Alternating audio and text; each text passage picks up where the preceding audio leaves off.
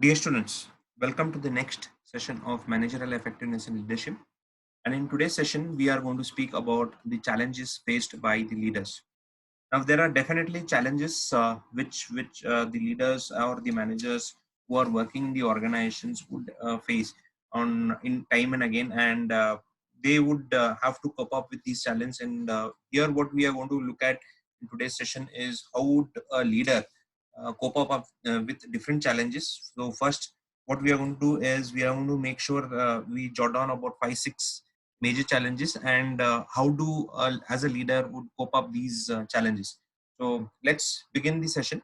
And the 6 common challenges which have been faced by leaders is been presented here first. The first is obviously developing managerial effectiveness. Now, what I've seen as an individual is there are a lot of times leaders who develop themselves, but leaders tend to fail in their able to grab uh, the skills which are required, the relevant skills which are required time and again to prove themselves. The skills can be with respect to time management. The skills can be with respect to how to prioritize.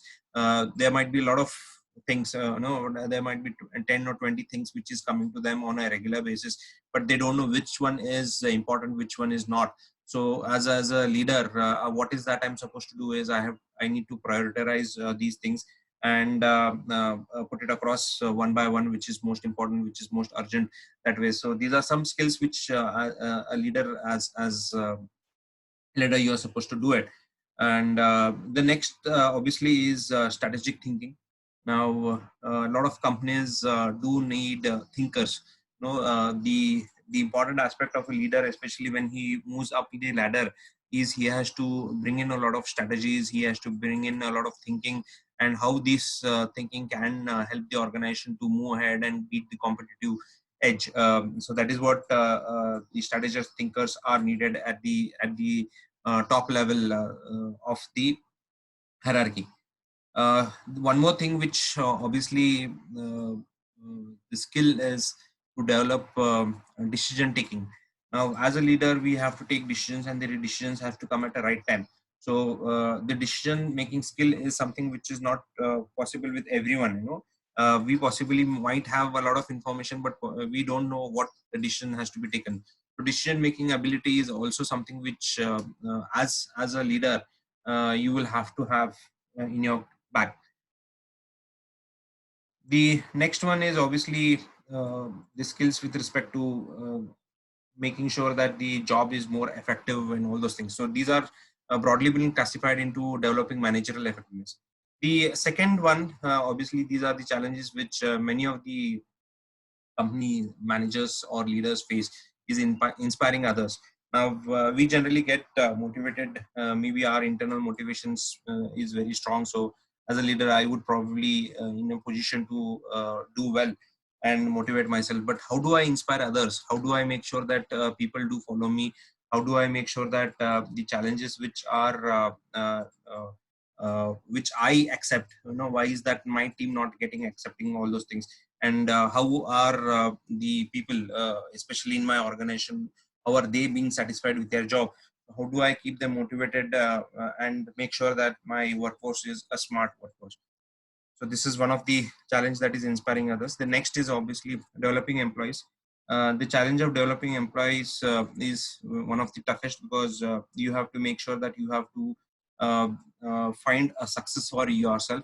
The successor can be from your team member itself. Now, as in when you move up the level in terms of your hierarchy, you would have to have someone who has to replace you. So developing employees is another challenge. And I see a lot of mentoring and coaching can be a solution for this, but not many organizations do have mentoring and coaching. But whomsoever is doing this, trust me, they can develop their employees very easily. The one next challenge is leading a team, and team building, team development, or team management is something very very difficult. You need to have a lot of support from your team. Only when you find the support from the team, you can lead from the front. And if you have a team which is scattered in different locations, or if you have a team which is very, very big, or sometimes it is also possible that you are taking over a new team. So what are the challenges? How would you cope up with these things is something where we are going to discuss about in leading a team. The next is guiding change. Now, change is inevitable. This is what is being spoken in many of the classes, and many of the leaders do speak about this. So, change is inevitable, and how do I guide myself for a change? Now, there are a lot of challenges in change, because the first thing which comes in the change is the resistance from the employees for a change. And how do I manage these change, and how do I understand the change, and how do I lead from the lead from the front for the change? So these are some things which will be discussed here in guiding change. And obviously, when there is a resistance to change, what we see is how do I overcome these resistance in the employees' mind, and how do I deal with the employees' reaction to change? So these are some things in with respect to guiding change. The next is managing internal stakeholders and politics, and these are two different things. Managing internal stakeholders is one part of the thing, and politics is something second part of it. Now the first part of it is very easy if you ask me, but the second part of it is very, very difficult, because politics, who plays politics, and how the politics has been playing, and what role do you play, and all those things will be discussed. And here I would rather put it across: if you have a good relationship in your team, the politics is eliminated, and these politics, if you eliminate, your image tends to grow, and your trust among the employees will definitely grow. So when it comes to managing internal stakeholders, we obviously are looking into how different departments, you might have different heads reporting to you. So how do you manage them? How do you manage different groups? How do you manage different individuals? So these are certain challenges which as a leader you will have to go through. So let's look into each of them. Developing managerial effectiveness, as I said sometime back, prioritization is one of the difficulties. Here, what is to be done in a very simple manner, if I have to tell you, I need to prioritize what is important, what is not important, what is urgent, and what is not urgent. So it is a 2 by 2 matrix which I have to put it across. And each of my work, whichever comes into picture, I have to prioritize on the 4 cells. So whether it is urgent, important, whether it is urgent but not important, but it is so this way 2 by 2 cell matrix is going to help me and prioritize my work if I really do well in this. So these are certain skills which can be developed over a period of time, and these are some techniques which are which there are a lot of tools which are available for the leaders to learn and possibly grow in terms of their cutting down the challenges. The next is time management. Trust me, I've seen a lot of leaders. There is your personal life, then there is professional life, then there is obviously a social life. But what happens? As a leader, we tend to concentrate on the social life as well as the professional life. But you also, as an individual, have to concentrate on the personal life. Professional life is always there. You will have to work and work, and we have come here to work.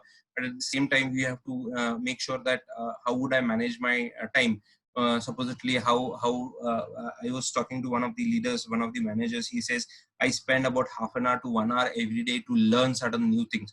So what is that learn new things is possibly seek information from other organization, try to know what the competitors are doing. See, there is a network, and in this network, in the social skills, you need to make sure that you learn a lot of things and envision yourself. And once you envision, you can concentrate on the communication within the organization, and it becomes very easy. So important is you need to manage your own time, and this would definitely help you to develop yourself as a good leader.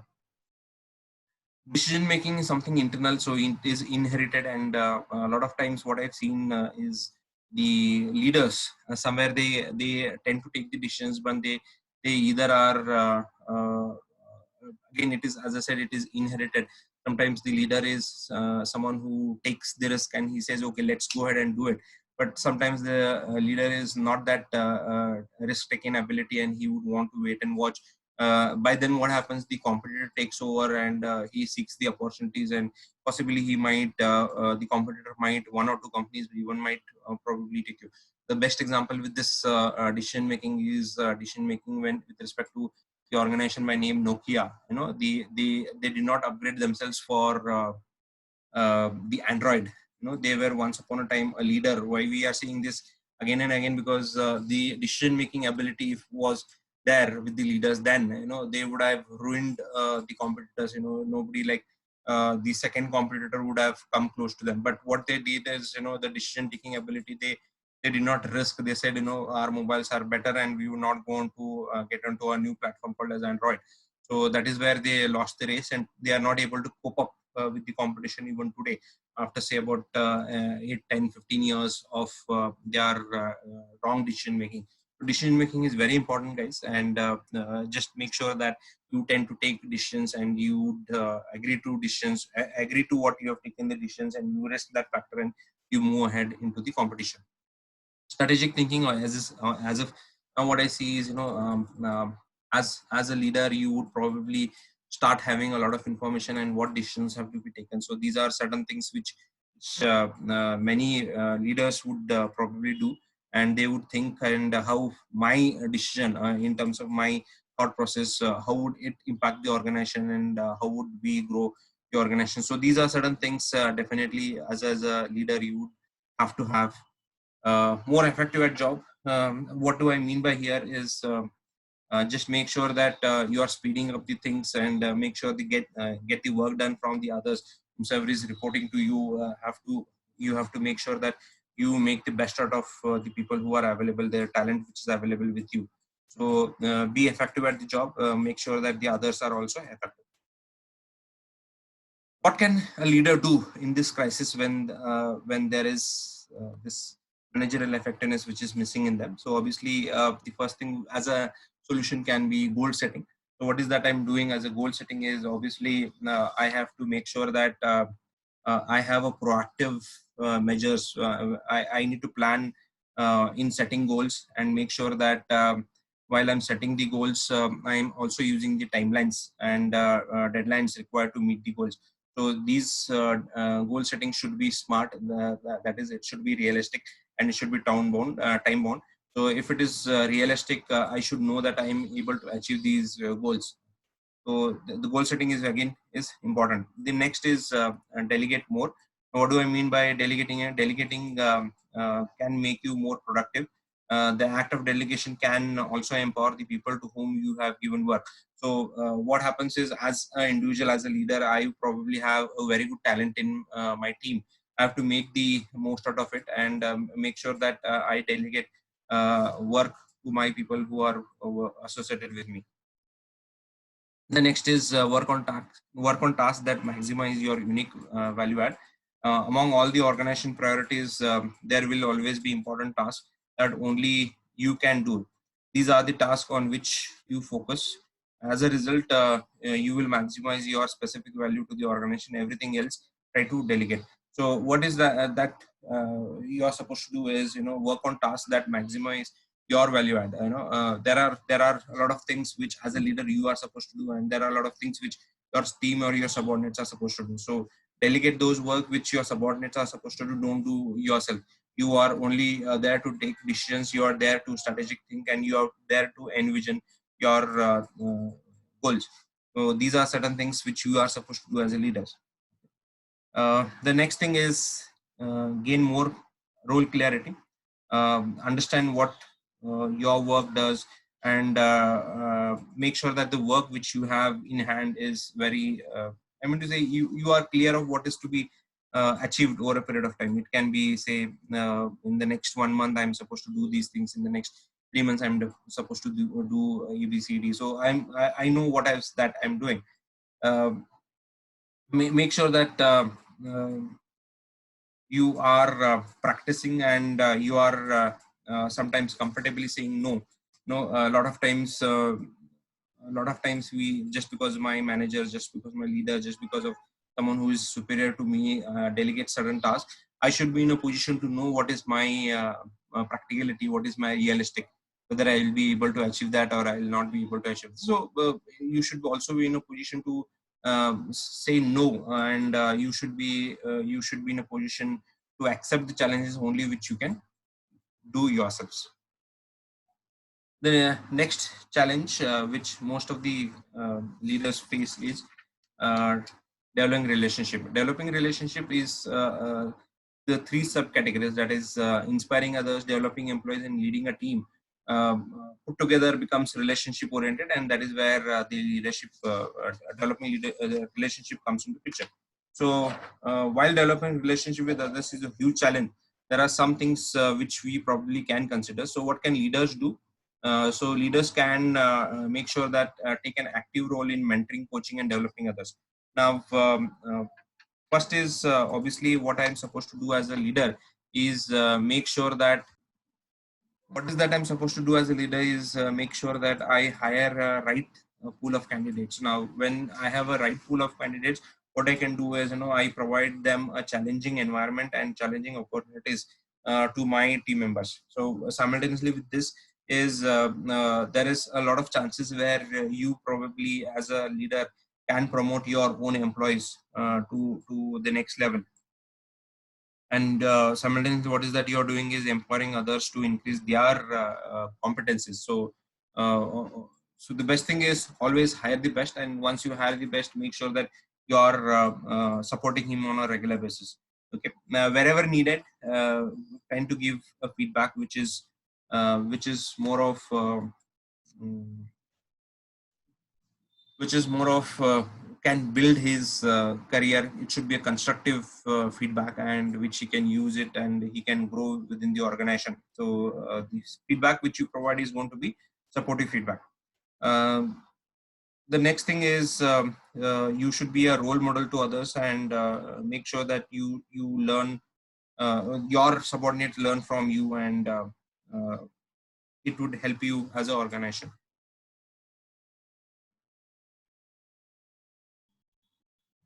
One of the things which I probably feel so, which is doing good at this point of a time, and which is having a lot of buzz at this point of time, is enhancing collaboration. Now, trust me, not many organizations are looking out to collaborate and work. Two employees working together and making sure that the employee the see when you collaborate and work, you obviously have a lot of things for your organization, and it is like a synergy of two people which helps the organization. So here is where the accountability is always on a higher end, and uh, what happens as a leader, you can develop others and you can do well with others, especially with your subordinates. The next thing is meet the needs of your employees. Now, what do I mean by this word? While the meet the needs of your employees is make sure that as and when things are needed, be it office supplies, be it papers, uh, be it the software which is needed. See, when you help the employees to do well, their morale is always on a higher end. Supposedly, I'm having a shortage as an employee, I'm having a shortage of a particular thing. Now, I always would probably trip about it, and I would say, no, sir, I've not been successful because of this XYZ reason. What is that you are supposed to do is, have a lot of office space, supplies, right softwares. Make sure that the you meet the employees' psychological and social needs. And so these are certain things which, as a leader, which you can try and meet, and make sure that the individual grows. And what is that you are supposed to do is, if you could interact with your employees on an everyday basis, that is the best thing which you could have. A lot of interaction with your employee, maybe even a small chit chat on a coffee table, or maybe while having a break or during a lunch table. So it makes a lot of difference when you speak to your employees. The next thing is manage team effectiveness. And what do I mean by manage team effectiveness is the purpose of why people are there, why the employees are there, why is your team there, as such. So that is something which is it has to be there. The next thing is you need to have a strong support and effectively share a lot of information among the group with your important stakeholders outside the group, possibly whomsoever is part of your organization. Just whomsoever is part of your team, just make sure that you share a lot of information with them on a regular basis. The next part of leadership is one of the challenges develop skills to enact change, and the thing which we are going to speak in this part is make sure that try it and you might like it. So what does this mean is very simple. Here we are talking about a very simple thing. It is about change, and as and when there is change, there is a resistance to change also. As a HR, as an individual, as a leader, what is that I'm supposed to do is, how do I make sure that this resistance to change is being converted into an opportunity and people work collaboratively and people are accountable to what is that supposed to do. So the first thing is just tell them, let's try this out. It's very simple to say, but difficult to get the access. But as a leader, if you can probably put that in their mind, then let's try what's bad in trying, at least. So once you try, possibly the natural phenomena is you transform their thinking, and you might get some fresh ideas with respect to change. So what is that you are supposed to do is make sure that the change is accommodated by all of them, and once it has been accommodated, you can see that there is a shift in attitude, and people that is the employee in the organizations will give their 100% to the change which is needed. The next thing is embrace emotional reactions to change. Now, what is that I've seen is obviously the mind and emotions are integrated systems, and when you are convincing your employees that change is needed and it is desirable, this is not enough as a rational argument. So, what obviously employees would do, they would resist to the change. What is that you have to do is, you have to be sensitive to employees' emotions and show empathy. Now, we've studied this in emotional intelligence, where we speak about and putting yourself into their shoes and making sure that you understand their problems. And once you understand their problems, obviously you would be in a position to engage people emotionally, and you can show your vision, what's your passion, and how authenticated it is to get a change. So these are certain things which you can do by embracing emotional reactions to a change. The last one is since you cannot be clairvoyant, be clear. So what does this speak is nobody can tell others what the future will be, but you definitely can tell others about the present and what would you be doing to reach the desired future stage. So let people or the employees know what is going on, and if we reduce as much as ambiguity as possible, they can control the situation, and enable people to become proactive change agents. So once you have the change agents, you can definitely move on to the next level of having all your employees working towards the change. The next thing is develop skills to cope with organizational politics, and this is the last thing which we are going to speak. And what does this mean is the ability to effectively understand others at work and to use such knowledge to influence others to act in ways that enhance one's personal or organizational effectiveness. So what can leaders do to make sure that they achieve this is mingle strategically and build strong networks and relationship with people. What as an individual, what as a leader can you do is, map out your network by writing your name or your name in the middle of the sheet of the paper, but the names of those with whom you have a strong relationship close to you, those with whom you have a weak or a distant relationship further from you. So what is that you have to do is, it's a simple onto the right of to the middle of the paper, you write down your name, and circle it with the first circle of people who are close to you, the second circle of the people who are next to you, and this way you will have to draw a circle of 3 or 4, where you would have to put people who are not that close to you at the last circle. So that is what something which you can do. And what does this do is, the people who are close can help you meet what is needed, and people who are distant connecting, probably you will have to help yourself and build relationship with people, with these people especially. The next thing is manage up. Now, what is that you have to do is, obviously there are when there is politics. Just make sure that your boss, whomsoever is your boss, the immediate boss, you keep him updated about what is going on in the organization. Be proactive in telling your superior what is going on, the struggles you and your team are having, and what is going on going well. So these are certain things which you have to keep doing, because there is a lot of times the information flows one level above. You would not you probably, your team member is well connected to your boss. So the best thing is you tell your boss what is happening, be it positive or negative, and make sure that you eliminate any person who is in touch, and you would pass on some information which can be authenticated, which cannot be authenticated. We would not get into a debate of that, but make sure that as a leader, I pass on all the right as well as wrong information, and all the information to my superior, so that he is well informed about the work which is happening, and there is no perception, wrong perception which has been created by your team member about you one. And also keep your boss or your superior intimated about what employee doing, like what are the characteristics of each individuals, what talents do you have in your team, how well is your team managed, and all those things. So here you are not going to talk about more of you, but it is more of your team members who are with you as well.